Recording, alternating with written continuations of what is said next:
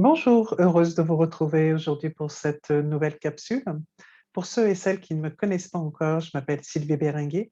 Je suis coach de vie spécialisée dans la gestion du stress, des émotions, de toutes les émotions, même celles qui concernent le deuil.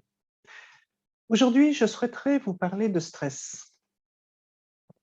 Le stress, c'est quelque chose qui m'est beaucoup demandé en ce moment. Comment se débarrasser de ce stress? Et dans mes programmes, j'ai, un thème qui s'appelle «D'un frein, en faire un levier». Alors souvent, un frein, c'est associé à un problème.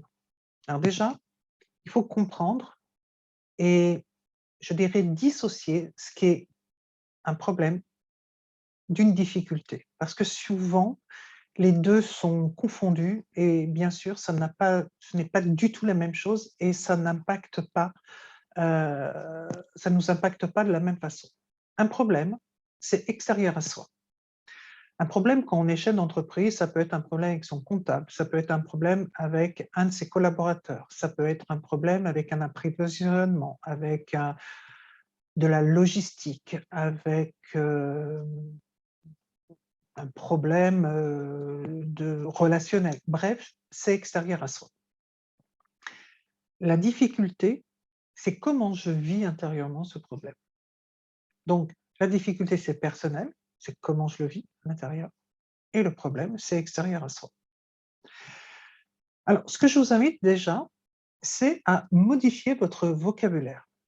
C'est-à-dire, un problème devient une opportunité.